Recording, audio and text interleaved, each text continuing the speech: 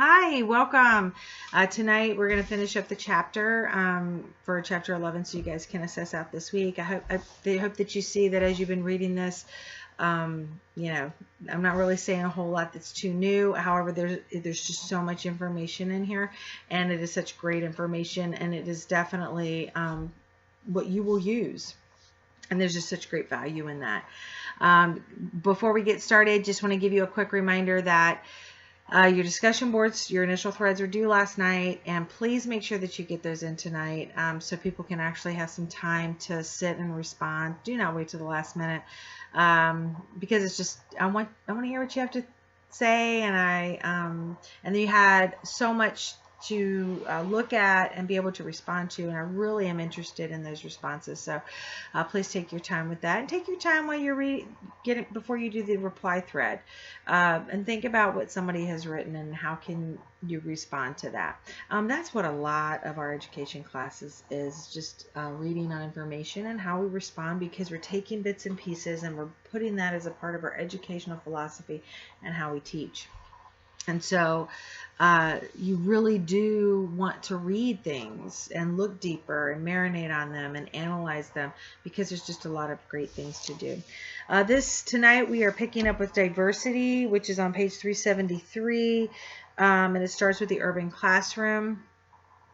And I was just talking about some of the struggles and how an urban classroom is so much different, and it is. Funding is going to be an issue. Just the socioeconomic aspect is just an issue, which affects behavior, familial issues. But when I say this, we can have that in any school. And so I still think by knowing this and being able to be aware of it, it doesn't matter what school system that you're in. It could be one of the best or one of the worst. Students all have baggage.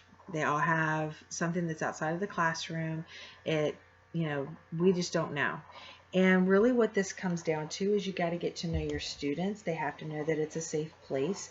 You are setting the tone for your classroom. Are you taking the time to get to know them? And building trust, especially in the urban classrooms, or any child that has had more of a challenging upbringing. There's a trust issue that has to grow from that. And sometimes they're going to be testing you. And so your consistency is going to be a key role. And so definitely, like I said, I was reading this, but I could see the value and the things that they're talking about as far as how to instruct them. We should be doing anyway.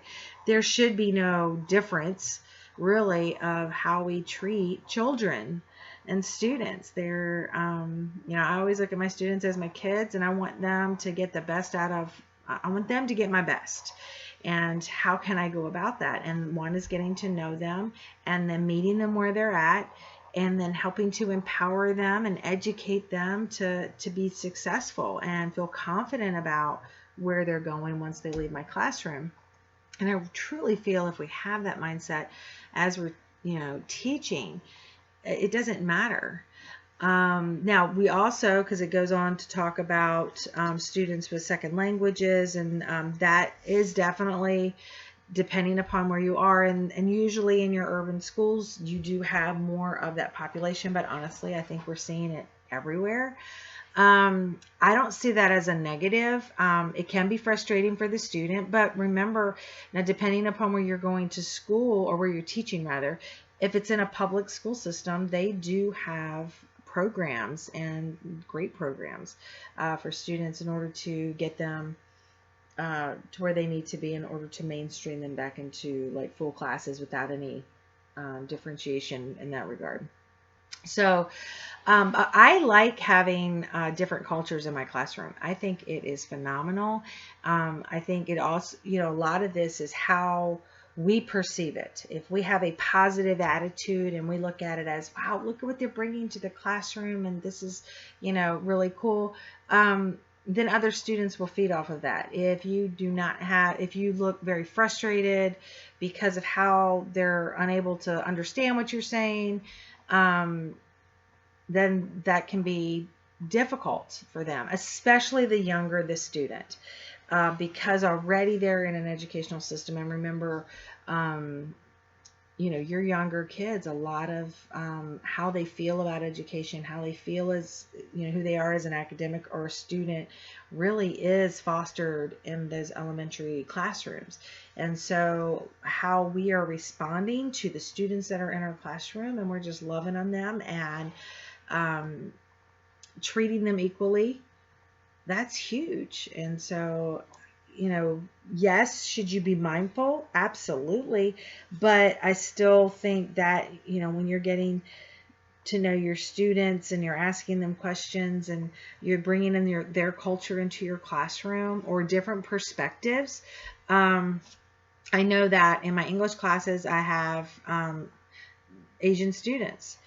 I love what they bring to the table. I love that, when we're talking about certain issues, and I will ask them specifically, well, what does this look like in China or South Korea or Africa? And to really start that dialogue. But bigger than that is to see the other students and how they respond to that. And that is really exciting. And that's really where we open up those conversations. And so we get to know people as people and not from what their cultural background is. And that's just really exciting. Adaptations for English language learners, and it just kind of goes through that information. Use familiar instruction routines, open-ended questions, model skills. After you give directions for an assignment, ask questions, plan for small group activities. Again, we're already doing this.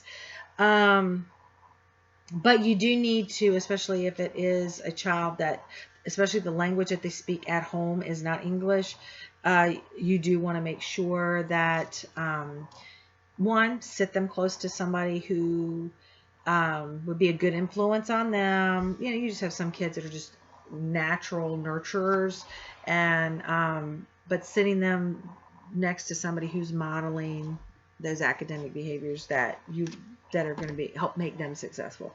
Having a hard time tonight, sorry. But there's just so many different similarities. Moving on to 376, it talks about informal assessments and formal assessments. Informal assessments, honestly, we're constantly doing that in the classroom to gauge, where is everybody? Is this something that I need to continue to review? Or are they good and we can just move on? And there are some times where people pick it up quick, and I was like, you know what? Even though I'd had this test or quiz, I was going to schedule that for next week. If your guy's getting it, let's go ahead and get this done with.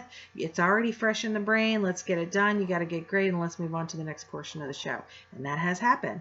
There are other times where it's just more challenging. And if you're gauging the class as a whole, if the majority of your class is not getting it, they don't understand it, or maybe just they need some more practice and whatever it is, then do that. But it's going to be through asking questions. It could be through gameplay. There's some classes have like these ticket things when they leave the classroom.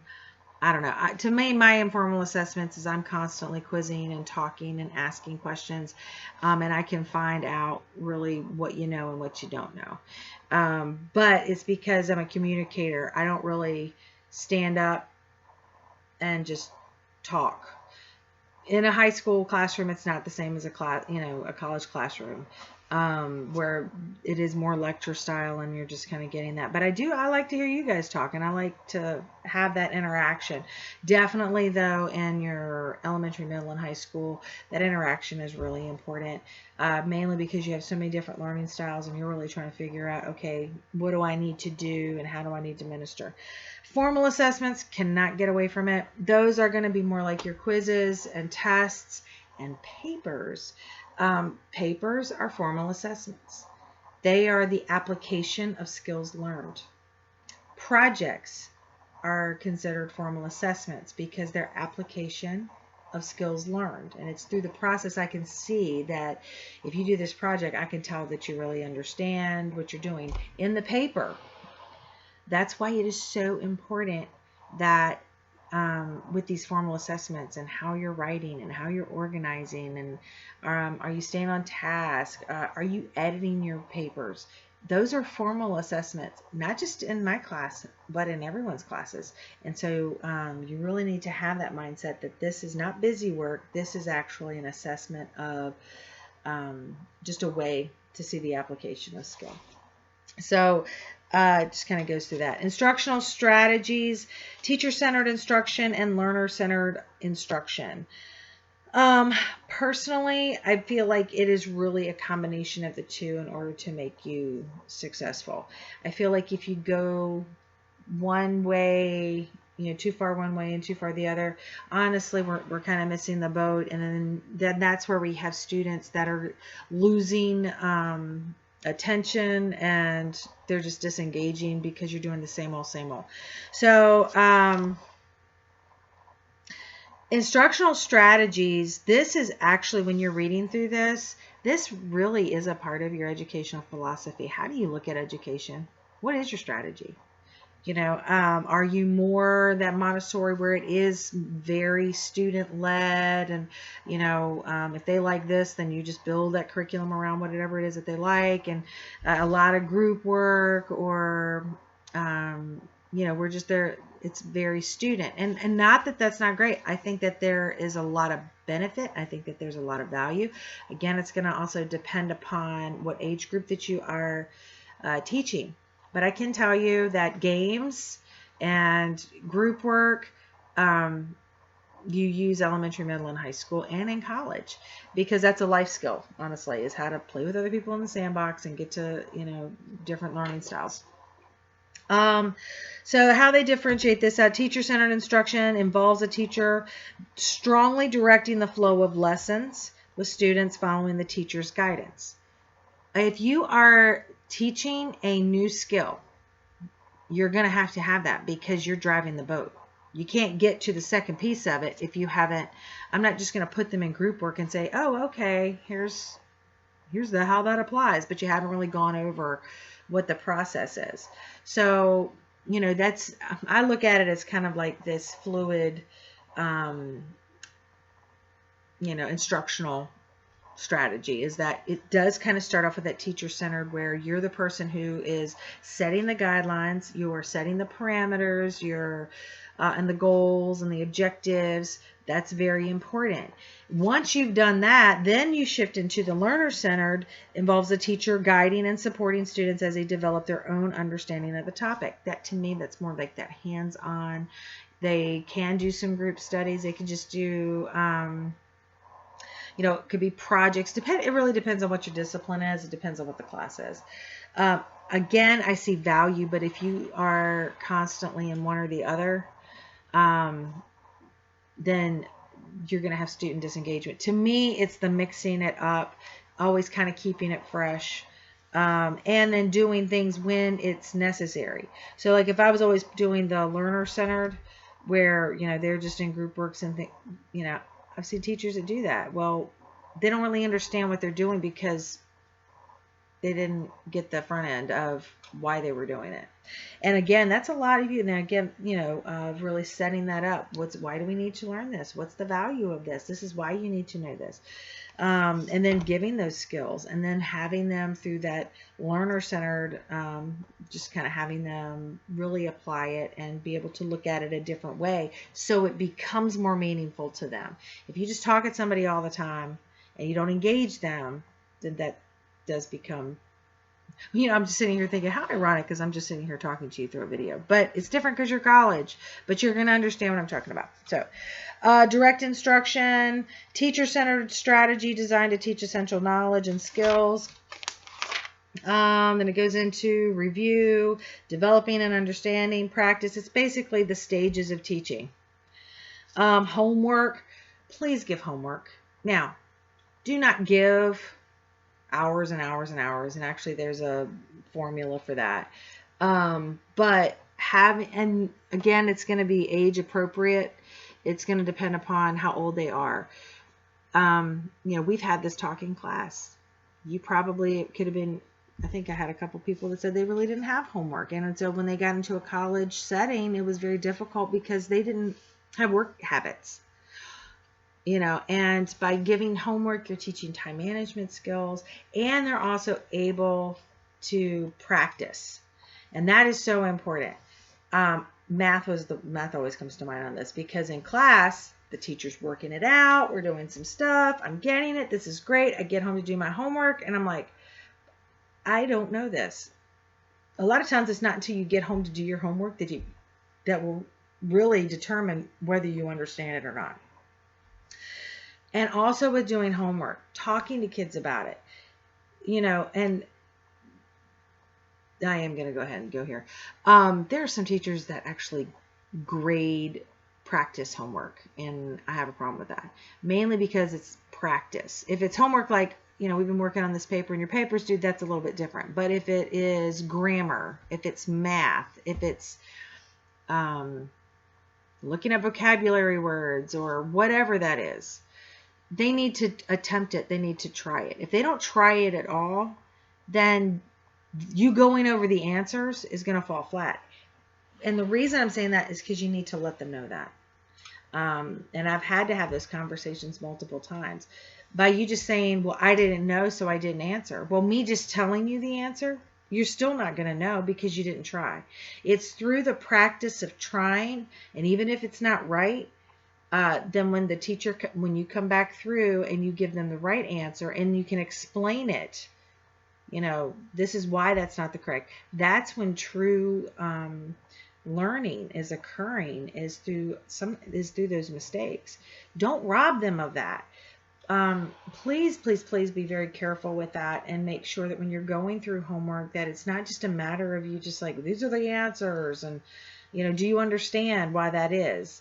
I know that I'll just tell you, like with vocabulary, I always make my students do context definitions because I always pull that out of our reading.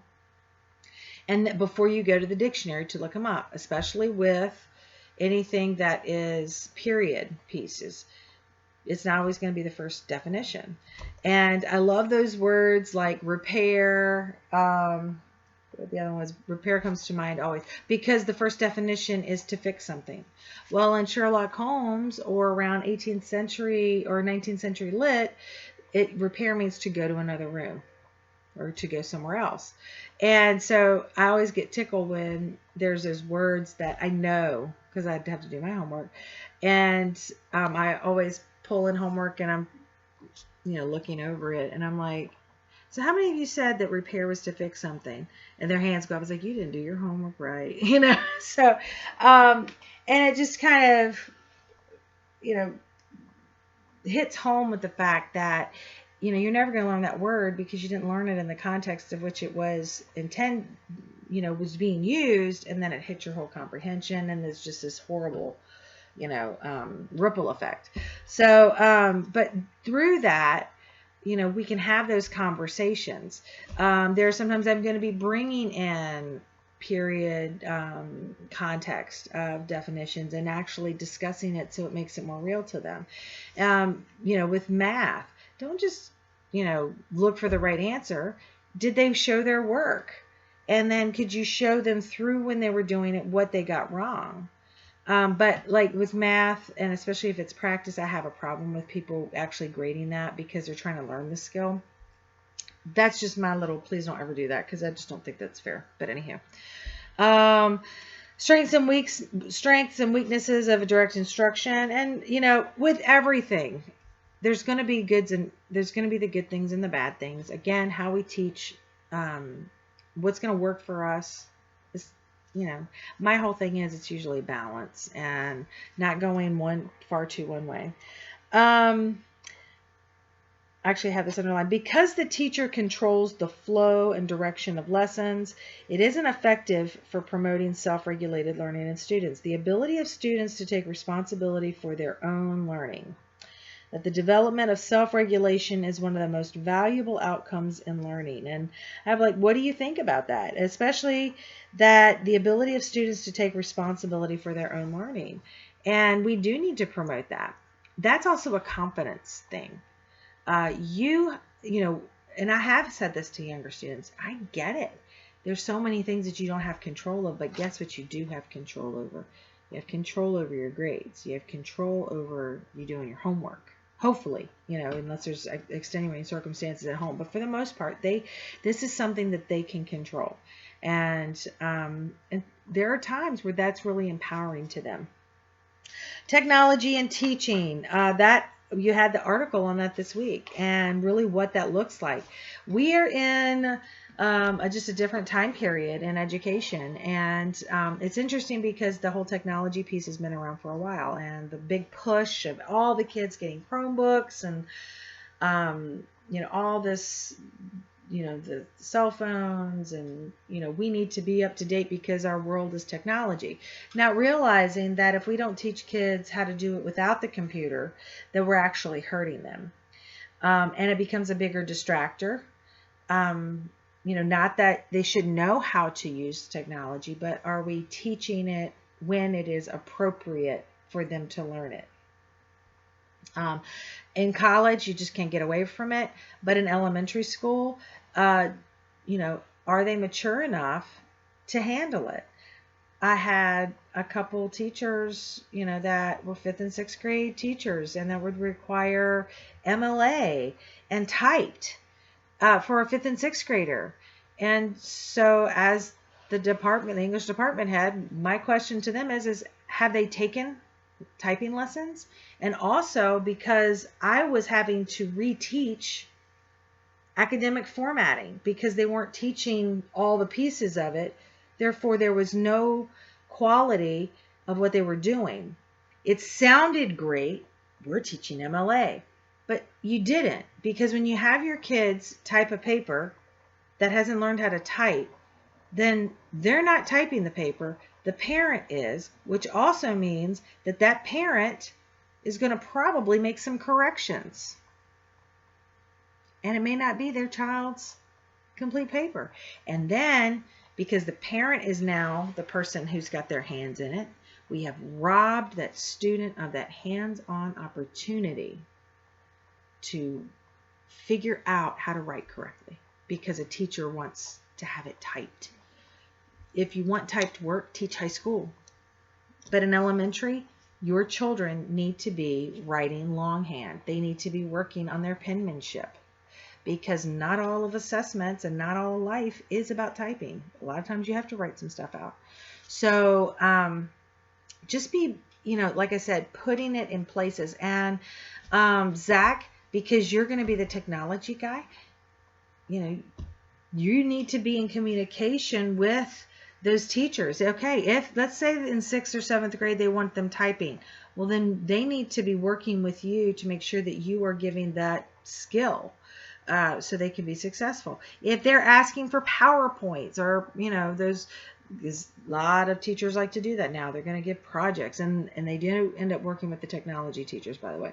So, but it's that communication and making sure that they are being taught the skills that are going to be required, because if we take the student out of the equation, then we failed.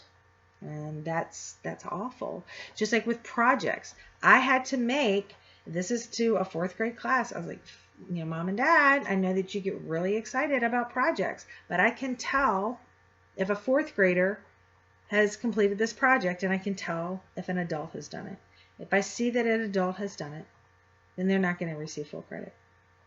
I am looking for things. I do not want you to go spend $100 on something that you can make out of toilet paper rolls and color it with marker, because I want them to use their imagination. That's what this project was, is the creative piece, and that they get excited about whatever those projects are. And if the parents get in, or if we are creating an environment where we are forcing the parent into the middle of the project, then we missed it.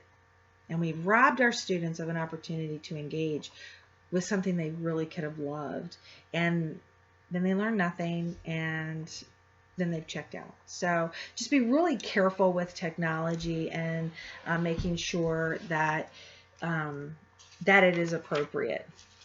And that's my main, because I mean it's like one of those love-hate relationships. Strengths and weaknesses of lecture discussions. Lectures are more for if I'm teaching high school, I have to shift into more of a lecture style going into second semester, because that's really what your college classrooms are. And if you are doing that, and the kids start in middle school, teaching kids how to take notes. That's the big thing, that they're able to extract key information and take notes in order to prepare them for college. But not even for college, in our professions, we have meetings. We have to take notes. And you're not going to write everything down that someone is saying, but you need to be able to extract it. And a lot of that is just a skill that they need to learn. Learner-centered strategies, guided discovery. And again, it's just kind of the same stuff over and over. Strengths and weaknesses, problem-based instruction. Problem-based instruction, this is more like medicine, computer programming, business, where there's a problem and you're having to fix it. And you're going through the critical thinking processes in order to do that. So that's like your science classes. Cooperative learning. Help learners meet specific learning and social interaction goals. Addresses the problem by breaking students into smaller groups that allow greater levels of involvement and interaction. And I have off to the side teacher trap, because, again, do things in moderation. Try, not that this is cannot be successful. It absolutely can be. But if this is your driver, then it's not going to be. The second or third time, they're going to lose interest. And then it becomes counterproductive. So always try to think of different ways in order to get that engagement. Share the following features. Students work together in small groups. And you do need to do that. There's a flip side on this. It is important that they do group works. It is a life skill that we have to work with other people in the sandbox. And that means that you have to work with people that may not have the same temperament or work ethic that you do. And how do you work around that? How do we share? That's elementary. Are you making sure that each person participated in whatever it was, or did you have that one kid that just did it all because they do? But, are we promoting the environment? When you are giving group projects, you really do have to control that environment to ensure that you don't have one kid that's doing it all, because, that you just have some kids, they're proactive and they're going after it and they want it done. And then you have some kids that are worker bees. They want to help, but they want to know what to do. You have your leaders, you have your followers, and we need to teach them how to interact. Are we making sure that each person is contributing to a project? And what does that look like? If you know that your classroom dynamic it could be a lower income area, or that primarily the families are not really engaged, or just home life is hectic, then you probably have to do the things that they're doing for those group projects in the class. And I will be honest, for elementary, they need to be in class. Do not send stuff home, because it's just not going to get done. They are learning work ethic. They're learning those practices. You cannot just expect it. You are a part of teaching not only whatever the skill is that they're doing in the group project, but how to work as a group, how to work as a team. And so I personally keep that in there. When I read, when I do novel units, I do them in class, because there are certain things that I know can happen. One, I was that kid that if you told me to go home and read, and I did this all the way through high school, it wasn't just even elementary, I didn't do it because I had a horrible work ethic. So, those elementary years are so very important. And even going into middle school, teach your kids how to work together. And art, if you have kids who are learners, and my kids are artists, that's a difficult concept for them to work in groups. That could be a great opportunity through art class, Josh, that you could maybe make some of those, or give those opportunities where there's a group project. I'd have to process through that. I'm not sure really what that would look like, but I think it would be a great opportunity, because especially kids who are artists, they are already they have that artistic deal going on, but they're also controlling. And they're not necessarily the ones that really like to play in the sandbox with others. Introducing cooperative learning. Again, it is a learned skill. It says particularly those in middle school. Cooperative activities, opportunities to socialize, then to learn content. Following suggestions, seat group members together so they can move back and forth, have materials ready for easy distribution, introduce students to cooperative learning with short, simple tasks. What I would say with that is it really depends on your class. Sometimes you're going to have classes that was going to work for, and then you have others that it will not. You do need to gauge that. Again, every year is going to be different, and every class that comes through your door is just going to be different. Capitalize on social interaction. We do need to make sure that everyone is participating, even your shy people. With shy students, because they're too shy, and if they never have an opportunity to get up and talk or interact, then when they get older, it's going to get worse. What I can tell you from experience, because I had a student like that, and the first time that she got up and spoke, when she was done, I was like, so wasn't that bad? And then she just falls into my arms crying. And I just felt awful. But I have to tell you, by the end of the school year, projects were awesome. And she didn't love it because she didn't have to love it, but she had to know how to do it. And she could, and she had the confidence that she could. And that to me is a win-win. Remember, sometimes it's not just about them, oh, I want them to love everything. They're not, because we don't even love everything. But you should know that she should be able to do that if it is being required of you. So if you have kids, and be mindful of that. I mean, don't make it a traumatic experience, but also there's a requirement fostering that positive energy in your class. We're all supporting, and I can tell you, for those students who struggle, I have never been as proud of my students because of that environment that I created, and they would be like, it's okay, and they were so encouraging. It almost made me cry. And every time that something like that's happened, and where the students, they just step up and they really become the encouragers, it is so cool. Cooperative learning, there's 4 goals or learning strategies through that. You want to know that. Flipped instruction. Teaching the students study new content online by watching a video presentation, usually on home computers. Sound familiar? Also on other devices.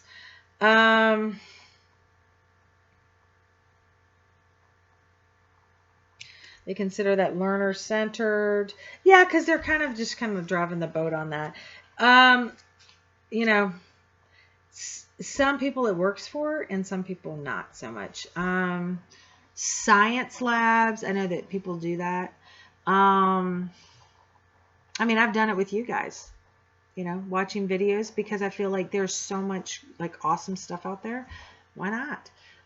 Hear from other people, get different perspectives. So there's a lot of value in that. Again, how often do you use it? Again, just be very sparingly with that. Differentiation. Main thing about differentiation, and I'm just going to tell you that. Differentiation, the definition is basically meeting the student where they're at and then moving them forward with a skill. And obviously not all students are at the same level of that. We all have different teaching styles, where you have kinesthetic learners, you have visual learners, you have auditory learners that if they can hear it and got it. If I can see it, oh, I got it. If I can touch it, feel it, oh, I got it. And these strategies that we've talked about, where I was talking about, yes, they're great, but you got to mix it up. And that's kind of where differentiation comes in. You're mixing it up. I haven't seen too many students. There's maybe I can count them probably on one hand, that honestly, if you just gave them the book, they would learn it, get A's and everything, and they would do fine. Statistically speaking, that's not a high percentage of students that are able to do that. For the majority of students, they're more kinesthetic and they're more visual. So they have to touch it, and they have to see it. So differentiation is learning really what you're going to need to do in your classroom. Oh, here we go again. You got to get to know your students. Every year is different. Thing about differentiated instruction is a couple things. It's not individualized instruction.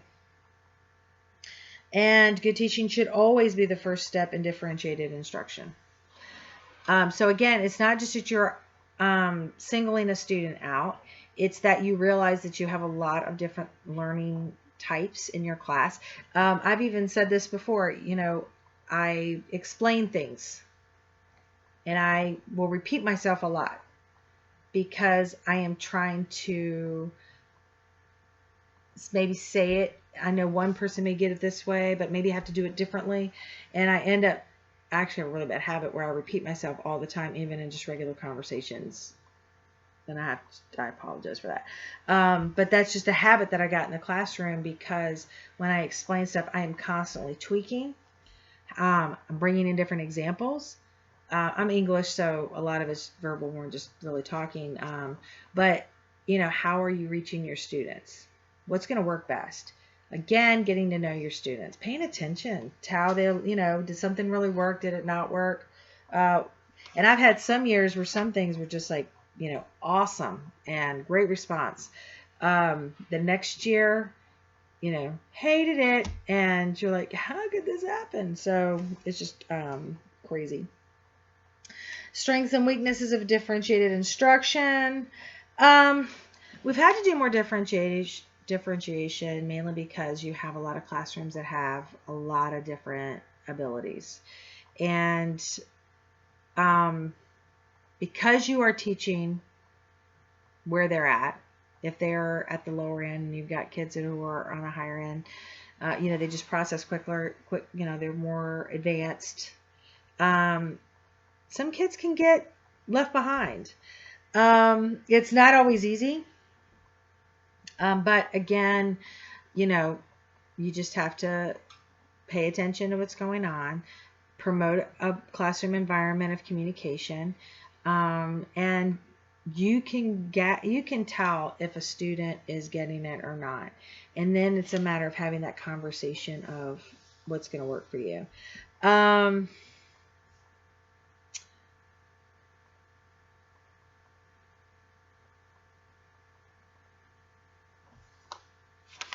Yeah, and that's basically it, guys. I do want you to read through it. I'm not, like I said, I really wasn't going to go too much into differentiation other than the fact I do want you to read through it. But it's basically teaching to different learning styles. And that's kind of like your takeaway, because you're actually going to have a class on differentiation and really they're going to get into that. So I hope that this was helpful. I'm at the 40-minute mark again. Check me out. But as we're continuing to move forward, and we're really on the tail end, we don't have too much left to do. So I will be creating what your projects are going to look like. I'm working on that this weekend, and I'll get that shot out to you guys. Please pay attention to your emails because I will be giving you guys an invite to the interactive classroom where we can actually get together next Thursday through the internet. So it's going to be awesome. It will actually be, I'm going to probably put the invite through Canvas, and I've got a class on that tomorrow on how that's going to work. So I'm still learning, so give me some grace on that, but I thought that would be a great tool. Even though I may not be using it every week, I would like to use it I think it would be beneficial and valuable. So you guys have a wonderful evening. Study, you got a quiz. Don't forget that you have your quiz this week, and you have your discussion boards to finish up. So I think that is it for you guys for this week.